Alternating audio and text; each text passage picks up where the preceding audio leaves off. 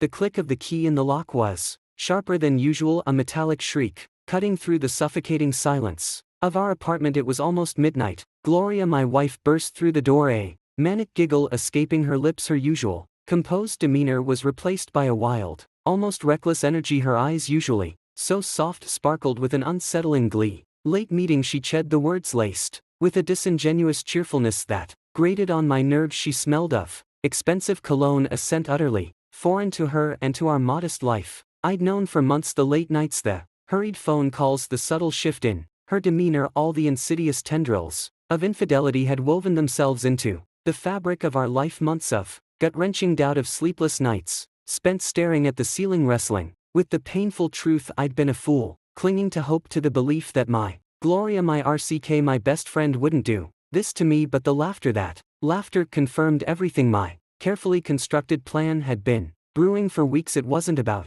violence, not about some pathetic display of macho anger. My revenge would be far more devastating, far more exquisitely crafted, a symphony of calculated destruction that would dismantle her world brick by painstaking brick. On the kitchen counter, amidst the usual clutter of mail and bills, sat a single plain manila envelope. It was innocuous, almost invisible against the backdrop of our daily chaos. Inside, nestled amongst layers of meticulously folded newspaper, was a meticulously crafted document, a complete and utterly damning dossier on her affair. I'd spent weeks agonizing, weeks collecting the evidence, discreetly following her, monitoring her phone calls, with a legally obtained warrant, of course accessing her emails. The evidence was overwhelming: the text messages, the hotel receipts, the photographs, a chilling chronicle of her betrayal. I have every detail, every lie, every stolen moment meticulously documented and presented in an irrefutable narrative. Her laughter died in her throat, the manic energy drained from her face,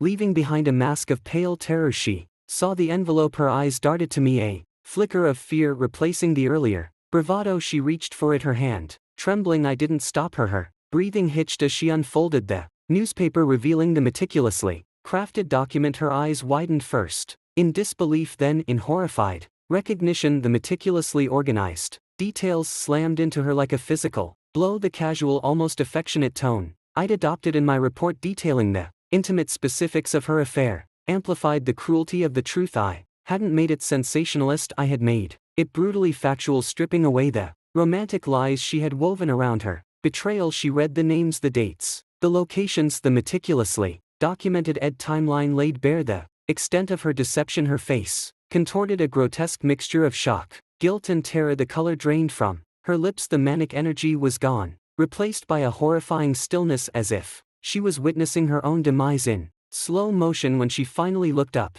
her eyes were empty, devoid of all the bright, vibrant life they once held. Her knees buckled and she sank to the floor, the manila envelope clutched in her shaking hands. The laughter was long gone, replaced by a deep, guttural sob that ripped through the silence of the apartment. I watched her, my heart heavy with a cocktail of grief and vindication. It wasn't the catharsis I'd expected. There was no triumphant sense of justice, only a profound sense of loss. The woman I loved, the woman I thought I knew, had been a stranger all along. The next few days were a blur of frantic activity. The dossier wasn't simply a record of her betrayal, it was a meticulously planned campaign of consequences. I'd strategically leaked anonymous copies to relevant parties, her parents, her employer, even her closest friend. The fallout was immediate and devastating. Her prestigious job, the one she'd always bragged about, evaporated, her carefully cultivated image shattered into a million pieces. The man she was having an affair with, a married man no less, was exposed, facing the full wrath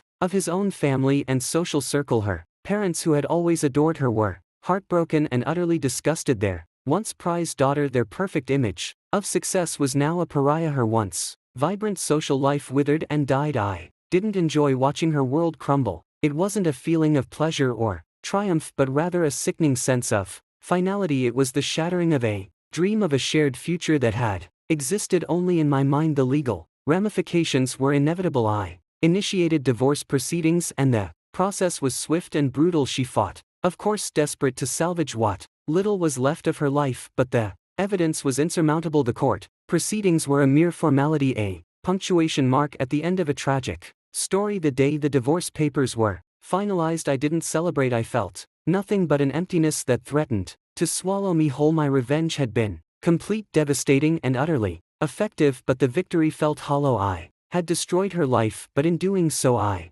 had destroyed a part of myself. The price of my revenge was far higher than I could have ever imagined. In the aftermath, I moved out of the apartment, leaving behind the ghosts of our shared life. I sold everything, cutting all ties with the past. The pain lingered, a constant ache in my chest, a reminder of the dreams we'd once held, the life we'd once shared. The process of healing was slow, agonizing, and filled with days when the crushing weight of grief threatened to consume me. But amidst the despair, a small flicker of hope began to glow, hope for a future where I could rebuild my life, where I could find happiness again, not just despite the past, but because of the lessons I had learned. My journey towards healing had only just begun, but I knew with a quiet certainty that I would find my way back to the light. The path was long and arduous, but I would walk it one step at a time. The laughter had stopped, but the quiet strength within me had begun to grow.